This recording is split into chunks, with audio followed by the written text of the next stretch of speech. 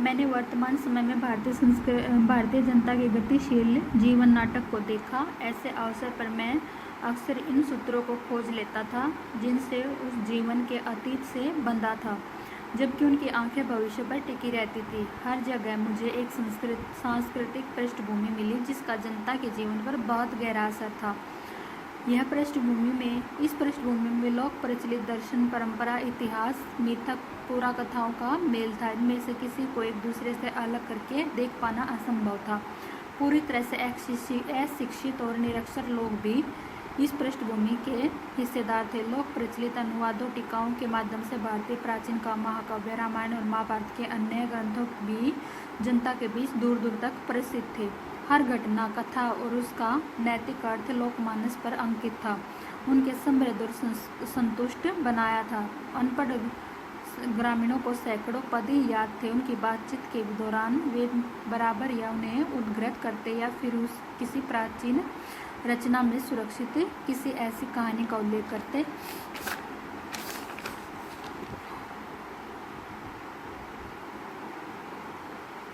जिससे कोई नैतिक उपदेश निकलता। रोजमर्रा की जिंदगी में मामलों में बड़े के बारे में सीधी सादी बातचीत को ये देहाती लोग इस तरह से साहित्यिक मोड़ दे देते कि मुझे अक्सर बहुत आश्चर्य होता है। मेरे लिए लिखित और इतिहास और लगभग क्या बोल रहे हैं इस जन संस्कृति के बारे में नेहरू जी। वो बोलते हैं कि मैंने इस समय भारत की जनता के अंदर बहुत सारी गतिशीलता यानी क्रांति की गतिविधियों को देखा है, जो उनके दिलों में, दिमागों में भड़क चुकी है। जो सबको बहुत ध्यान से मैंने उन सबको देखा और मैंने पाया कि जनता के जीवन अतीत से तो बंधा हुआ है। इस भारतीयों का जीवन अतीत से बंधा है, परंतु उनकी आंखें भविष्य की ओर टिकी हुई हैं। यानी कि वो अपनी प्राचीन संस्कृति में विश्वास तो करते हैं, मगर आगे बढ़ने की ओर उनका ध्यान पूरी तरह से अपनी मंजिल की ओर लगा हुआ है, भविष्य की ओर लगा हुआ है। अपने भविष्य को वो उज्जवल बनाने की भरपूर कोशिश कर रहे हैं। अनपढ़ जनता को भी रामायण और महाभारत के श्लोक इतने अच्छे से आते थे, इतने अच्छे से वो मुँह जुबानी बिना कुछ देखे, बिना कुछ सामने सुने, वो उन श्लोकों को बहुत अच्छे से उद्धृत कर सकते थे, बोल सकते थे। उन्हें इस बात को देखकर नेहरू जी को बहुत आश्चर्य होता है, बहुत ज़्यादा वो सोच में पड़ जाते हैं कि किस कदर से ये ग्रामीण लोग, असभ्य दिखने वाले लोग किस कदर से अपनी संस्कृति को और अपनी सभ्यता को संभाले हुए हैं। वो अपनी प्राचीन संस्कृति से किस तरह से जुड़े हुए हैं, किस तरह से वो डेली के साधारण से यानी कि सिंपल से कामों को साहित्यिक रूप दे देते थे और देखते ही देखते पढ़े लिखे लोगों को भी पीछे छोड़कर ये भोले भाले किसान साहित्य का भरपूर भंडार के रूप में उभर कर सामने आते हैं। यानी कि इनके दिमाग में, इनके दिलों में साहित्य के प्रति, अपनी संस्कृति के प्रति, अपनी सभ्यता के प्रति कितना प्यार भरा हुआ है। यह सब देखकर नेहरू जी को बहुत आश्चर्य होता है। सुनिश्चित तथ्यों से निर्मित तस्वीरों का भंडार था, तो मैंने महसूस किया कि अनपढ़ किसान के मन में भी उसका अपना तस्वीरों का भंडार है। यह बात अलग है कि उनका स्रोत पुराकथाओं, परंपरा और महाकाव्यों से थोड़ा सा अलग है। यानी कि महाकाव्य और परंपराओं से, पुराकथाओं से वो पूरी तरह से मैच तो नहीं करते, परंतु उनका अपनी ही समझ का पूरा भंडार भरा हुआ है। नायक नायिकाएं ही अधिक थी, इतिहास बहुत कम। इस पर भी वह बहुत चेष्टा होता है कि उसके चेहरे, उनके आकार, उनकी चाल ढाल की ओर ध्यान से देखता। उसके बीच बहुत से संवेदनशील चेहरे, बलिष्ठ देह और सीधे साफ अवयव वाले पुरुष दिखाई देते। महिलाओं के लावण्य, नम्रता, गरिमा और संतुलन के साथ साथ एक ऐसा चेहरा जो अवसाद से भरा होता था। कभी कभी किसी देहाती रास्ते और गांव के बीच में गुजरते हुए मेरी नज़र किसी मनोहर पुरुष या सुंदर स्त्री पर पड़ती तो वह विस्मय में विमुग्ध हो उठता, यानी कि मुझे बहुत ज़्यादा आश्चर्य होता। वे मुझे पुराने बीती चित्र की याद दिला देते थे। मुझे इस बात की हैरत होती कि तमाम भयानक कष्टों के बावजूद उनके जिसमें भारतीय युग तक गुजरता रहा, आखिर वह सौंदर्य कैसे टिका और बना रहा। इन लोगों को साथ लेकर हम क्या नहीं कर सकते, बशर्ते उनके हालात बेहतर हो, उनके पास कुछ ज़्यादा करने के अवसर हो। मतलब गांव के जो लोग थे उनके अंदर सभ्यता और हर तरह से काबिलियत फूट फूट कर भरी हुई थी। और यह सब नेहरू जी को देखकर बहुत ज़्यादा शंका में, आश्चर्य में पड़ जाते हैं कि सब कुछ तो है यहाँ पर, सिर्फ एक राह दिखाने की कमी है। और इतने सारे अत्याचार हुए हैं, वो ये सोचकर भी थोड़ा सा शंकित होते हैं कि इतने सारे अत्याचार के बावजूद भी गांव के पुरुषों का में वही बलिष्ठ बल है और स्त्रियों में वही सौम्यता और सुंदरता विद्यमान है। और गरीबी और उससे पैदा होने वाली अनगिनत विपत्तियां फैली हैं, उनकी छाप हर माथे पर है। जिंदगी को कुचलकर विकृत और भयंकर रूप दे दिया है। इस विकृति की तरह तरह की भ्रष्टाचार पैदा हुए और लगातार अभाव और सुरक्षा की स्थिति बनी रहने लगी। यह सब देखने में सुखद नहीं था, पर भारत की असलियत यही थी। स्थिति की समर्पित भाव से स्वीकार करने की प्रबल प्रवृत्ति थी, पर साथ ही एक प्रकार की नम्रता और बलमन साहत थी जो हजारों वर्षों की संस्कृति विरासत को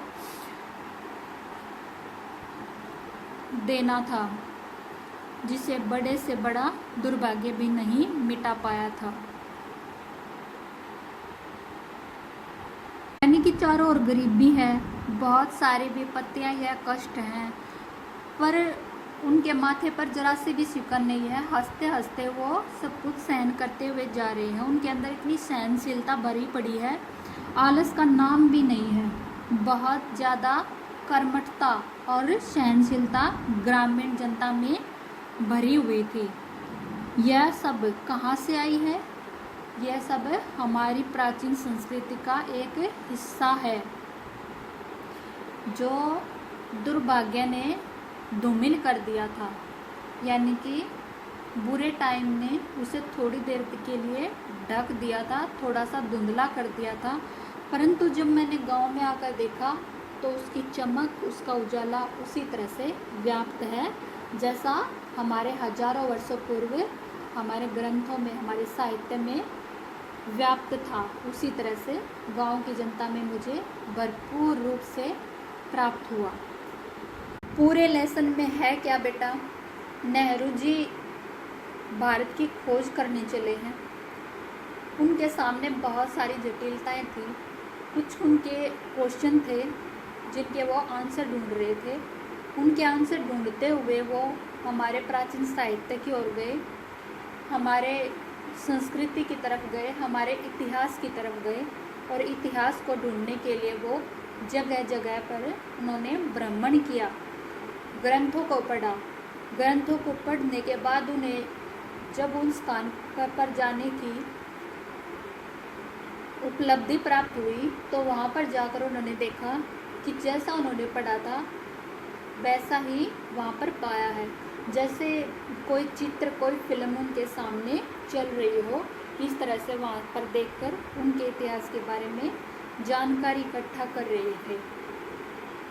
कभी वो मोहनजोदड़ो के टीलों पर जाते हैं तो कभी वो गंगा जमुना का वर्णन करते हैं, कभी वो हमारे वेदों को तक्षशिला की तरफ जाते हैं, तो कभी हमारे अंदर बनती हुई हमारी भावनाओं को नया मोड़ देने का प्रयास करते हैं।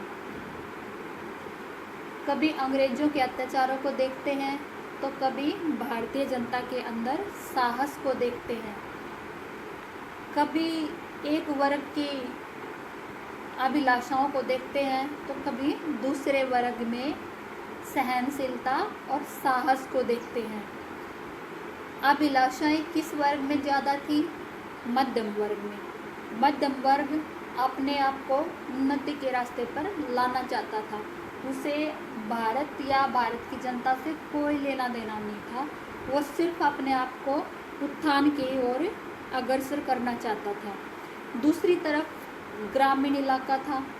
ग्रामीण इलाके से नेहरू जी ने ज़्यादा वास्ता नहीं लिया था, यानी कि उन्होंने ग्रामीण लोगों के बीच में ज़्यादा टाइम नहीं बिताया था।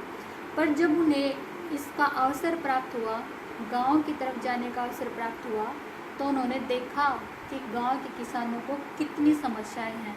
पर उन्होंने एक बात और पाई कि सभी किसानों की समस्याएं सेम है। अगर एक दूसरे को इनसे मिला दिया जाए तो भारत का भविष्य उज्ज्वलता की ओर अग्रसर हो जाएगा। तो इसी काम के लिए नेहरू जी ने यात्राएं स्टार्ट की, पूर्व से पश्चिम की ओर, उत्तर से दक्षिण की ओर। फिर उन्होंने बताया कि मैंने लगभग पूरा भारत घूम के देखा, हर स्टेट में मैंने जाके देखा। स्टेट के अपनी ही विलक्षणता है, अपनी ही उपलब्धियां हैं। कुछ विभिन्नताएं हमारे देश में बहुत सारी हैं, थोड़ी सी नहीं, बहुत सारी विभिन्नताएं हैं। उसके बावजूद भी हमारे अंदर एकता व्याप्त है, हमारे अंदर देश प्रेम की भावना भरी हुई है। उसके बाद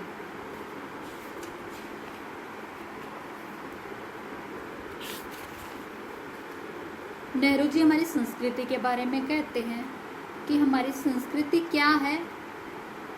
ये हमारी संस्कृति है कि गांव के भोले भाले अनपढ़ लोगों को भी हमारे ग्रंथ, उनके श्लोक आसानी से याद हैं।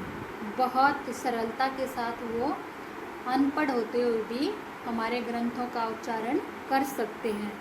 यह हमारी जन संस्कृति है।